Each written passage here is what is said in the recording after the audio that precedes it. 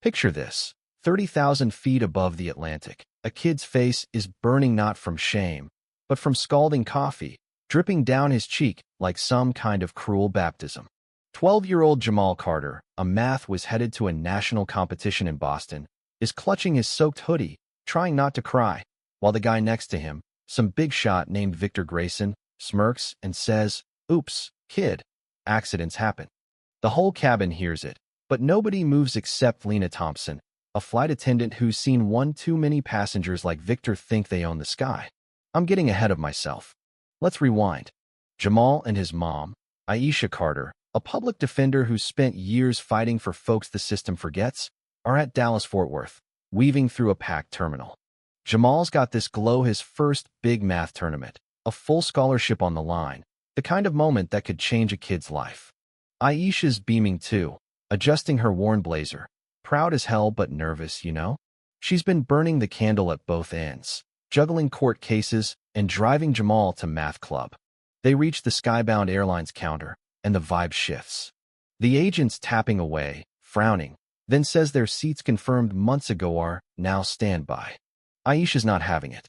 She pulls up the email, timestamp and all, but the agent just shrugs, says the system's glitchy. Meanwhile, folks behind them, mostly white, let's be real, get their boarding passes no problem.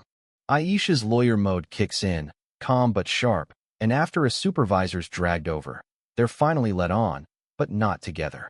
Jamal's stuck in premium economy, row 7, between two suits, while Aisha's shoved to the back in 29C. She kneels by him before takeoff, whispering, "Keep your head up, stay polite, call the attendant if anything feels off." Jamal nods, but his stomach's in knots. She knows what she means. A black kid alone on a plane?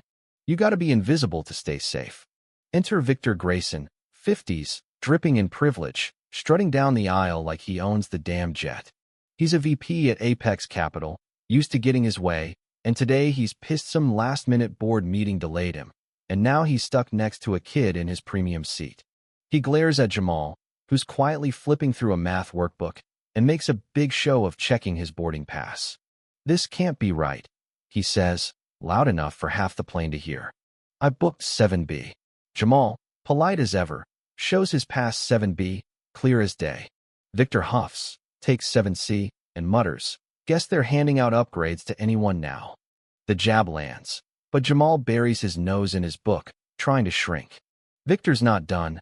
Thuff spreads his laptop and papers across both tray tables, his elbow jabbing into Jamal's space like a clam steak. During takeoff, he's on his phone, ignoring the airplane mode announcement, bragging about some 9-figure deal. Every glance at Jamal feels like a challenge, like he's daring the kid to exist. Lena Thompson's watching from the galley. She's 38, a decade in the air, her skybound uniform crisp despite back-to-back red ice. She's tired not just from the job, but from the constant microaggressions, the way newer attendants like Kyle, a cocky rookie, order her around like she's the newbie. Lena's been passed over for promotions 3 times, always to less experienced white colleagues, and just yesterday, she filed a discrimination complaint with HR. She spots Jamal's hunched shoulders, the way he's making himself small, and her heart at chest's been that kid, learning early to fade into the background. When she serves drinks, she gives Jamal a warm smile, slips him an extra cookie. "Water, please," he says, his voice barely above a whisper.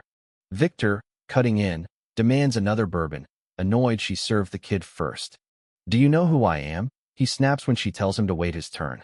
"A passenger, sir," Lena says, cool as ice, "and I'll get to you in order." Victor's eyes narrow, as not used to being told no. 2 hours in, the cabin's quiet, but row 7's a pressure cooker. Victor's slamming his laptop keys, cursing the spotty Wi-Fi, glaring at Jamal like he's the problem. "You're taking up too much space," he barks, though Jamal's practically glued to the window. Then comes the meal service. Lena sets down Jamal's tray, and Victor, papers sprawled everywhere, snaps, "Careful, I've got important work here." As she moves on, Victor shifts Chardin knocks Jamal's juice across his workbook. "Watch your drink, kid," he says, loud, flipping the script. Jamal starts to protest, then stops, knowing nobody'll believe him. Lena, catching it all, hands him extra napkins, her jaw tight. When she brings Victor's coffee, she warns, "It's hot, sir." Moments later, a gasp cuts through the cabin. Jamal's half standing, coffee streaming down his face, his neck red and blistering. Victor holds the tilted cup, feigning shock. "The kid bumped me," he announces. "No discipline these days." It's a bald-faced Lilina saw him lift the cup, deliberate as hell. The cabin freezes. Passengers look away, bury their noses in screens. Only Lena moves, rushing to Jamal with a cold water bottle, pressing it to his burns.